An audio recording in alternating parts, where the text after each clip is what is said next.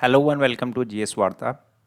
GS Varta में आज का टॉपिक है vacating of seats by MP. ठीक है, जो मेंबर ऑफ पार्लियामेंट अपने जो हैं, ठीक है, उनको अपनी सीट छोड़नी पड़ जाएगी। ठीक है, वैकेट करनी पड़ जाएगी, खाली करनी पड़ेगी।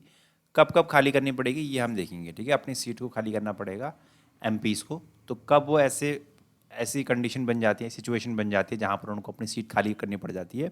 ठीक है, पद को खाली करना पड़ता है, तो वो आज जानेंगे हम। ठीक है, तो देखिएगा क्या है यहाँ पर कि कौन कौन से रीजंस हैं जिनकी वजह से जो है वो उनको अपनी सीट खाली करनी पड़ जाएगी। तो जैसे कि डबल मेंबरशिप, अभी जानेंगे इसको। डबल मेंबरशिप क्या है? डिस्क्वालिफिकेशन, डिस्क्वालीफाई कर दिया जाए उनको। रेजिग्नेशन, पद से इस्तीफा दे दिया उन्होंने, या एबसेंट। ठीक है, अब हाउस में एबसेंट हो या अदर केसेस। अब जानेंगे, देखिए पांचों केसेस में क्या क्या है इंडिविजुअली। डबल मेंबरशिप, देखिए डबल मेंबरशिप में क्या है, देखिएगा कि a person can not be A member of both the houses of parliament, both the houses of parliament at the same time. ठीक है, कोई भी जो एमपी है वो एक समय पे लोकसभा और राज्यसभा दोनों का ही मेंबर एक साथ में नहीं रह सकता। ठीक है, लोकसभा और राज्यसभा दोनों का मेंबर एक साथ में नहीं रह सकता। ठीक है, ऐसा रिप्रेजेंटेशन ऑफ पीपल एक्ट में लिखा गया, 1951 में लिखा गया है। ठीक है, अब देखिएगा क्या है इसमें, देखिए आगे इसमें जानते हैं।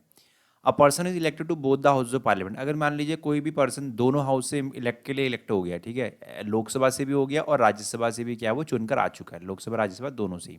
ठीक, तो उसको क्या करना पड़ेगा, उसको 10 दिन के अंदर, उसको 10 दिन के अंदर जो है इन्फॉर्म करना पड़ेगा कि किस हाउस में उसको रहना है, लोकसभा में या राज्यसभा में। ठीक है, अगर मान लीजिए वो इन्फॉर्म नहीं करता है तो क्या होगा कि बाय डिफॉल्ट जो होगा राज्यसभा में उसकी सीट जो होगी खाली हो जाएगी, राज्यसभा में जो आएगी उसकी सीट खाली हो जाएगी। अगर वो इन्फॉर्म नहीं करता 10 दिन के अंदर तो राज्यसभा में खाली मान ली जाएगी और उसको लोकसभा में भेज, लोकसभा के लिए वो जाएगा। ठीक, आई बात समझ में? पहला पॉइंट ये रहा। दूसरा क्या देखिएगा, अगर मान लीजिए कोई सिटिंग मेंबर है हाउस का, अगर कोई सिटिंग मेंबर है हाउस का, जिससे मान लीजिए कोई राज्यसभा का सिटिंग मेंबर है।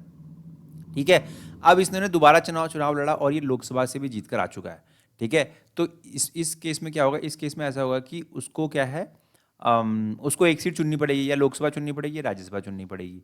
अगर वो नहीं चुनता है तो उसको क्या होगा, उसकी पहली जो सीट राज्यसभा में पहले से था ये, ठीक है, ये एमपी राज्यसभा में पहले से था और लोकसभा के लिए इसने चुनाव लड़ा, तो राज्यसभा की इसकी सीट जो है वो खाली मान ली जाएगी। ठीक है, यहाँ पर इसको खाली, यहाँ पर इसको रद्द करनी पड़ेगी ये सीट और यहाँ लोकसभा में चले जाएगा ये जो मेंबर होगा। ठीक है, दूसरा पॉइंट हो गया। तीसरा पॉइंट क्या कहता है, देखिएगा अगर मान लीजिए कोई पर्सन है वो 2 सीट से जीत कर आ चुका है। ठीक है, 2 सीट से एक पर्सन, ठीक है, एमपी है, वो 2 सीट से जीत कर आ चुका है। मान लीजिए कहीं एक जैसे गुजरात से जीत लिया हो, एक सीट गुजरात से जीत ली हो, एक सीट जैसे सपोज वाराणसी से जीत ली हो। जैसे ये केस है अपने किसका, अपने पीएम का। ठीक है, शायद पहले इलेक्शन में ऐसा हुआ था कि गुजरात से सीट थी और वाराणसी से सीट थी। फर्स्ट टर्म में जो था मोदी गवर्नमेंट का पहला टर्म जो था उसमें एक गुजरात से सीट थी और एक वाराणसी सीट थी। तो जब दोनों से इनकी सीट जीत कर आ चुके हैं तो इनको क्या करना पड़ेगा, इनको अपना एक ऑप्शन बताना पड़ेगा किस इनको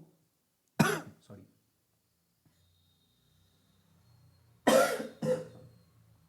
ठीक है, तो देखिए यहाँ पर इनको बताना पड़ेगा कि कौन सी सीट इनको चाहिए। ठीक, गुजरात वाली चाहिए, वाराणसी वाली चाहिए। ठीक है, अगर ये नहीं बताते हैं ऐसा तो इनकी दोनों सीट जो है वो खाली हो जाएगी। ठीक है, दोनों सीट इनकी खाली मान ली जाएगी। आई बात समझ में? तीसरा पॉइंट हो गया।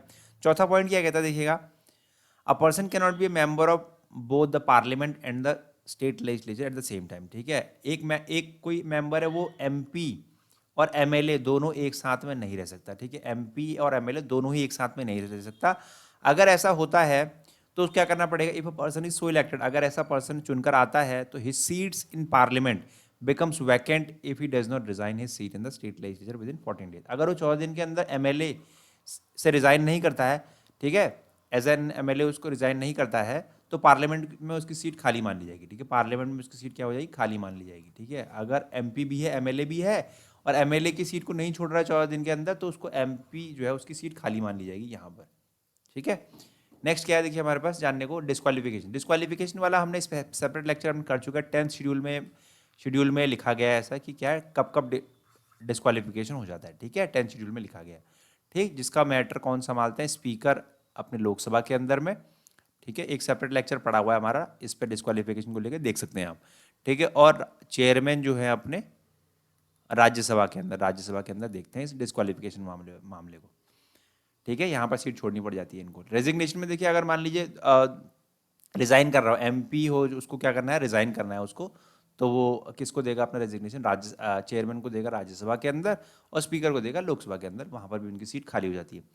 फिर देखिए एब्सेंट, अब देखिए एब्सेंस में क्या है, देखिए अगर मान लीजिए house can declare the seats of a member vacant if he is absent from its all it's meeting for a period of 60 days without its permission. अब देखिए कोई मेंबर अगर 60 डेज के लिए 60 डेज तक क्या एब्सेंट हो जाए, ठीक है, अपने हाउस से, ठीक है, जिस हाउस में भी वो मेंबर है, और विदाउट द परमिशन ऑफ किसकी, ठीक है, जो प्रिजाइडिंग ऑफिसर है उसकी, विदाउट द परमिशन, ठीक है, उसकी परमिशन के बिना 60 डेज तक अगर एब्सेंट है तो उसकी सीट क्या हो यहाँ पर, वहाँ पर उसको वैकेंट खाली मान ली जाएगी वहाँ पर सीट, ठीक है। नेक्स्ट क्या हमारे पास देखिएगा, अब और कौन कौन से मैटर है जहाँ पर सीट खाली हो जाती है, देखिएगा जैसे मान लीजिए अगर उनके इलेक्शन को ही वॉइड क्लियर, ठीक है, अगर रद्द कर दिया जाए, इलेक्शन को अगर वॉइड डिक्लेयर कर दिया जाए कोर्ट के द्वारा, ठीक है, अगर वो हाउस से एक्सपेल किया जाए, ठीक है, अगर हाउस से उनको बाहर निकाल दिया जाए तो हो सकते हैं, ठीक है।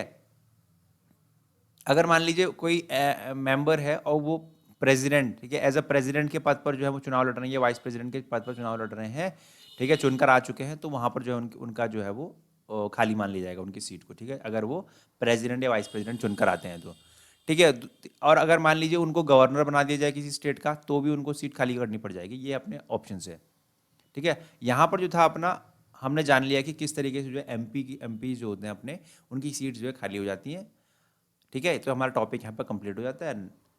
Now for the GS Varta viewers, if you are liking our content, please like, share and subscribe. Thank you so much.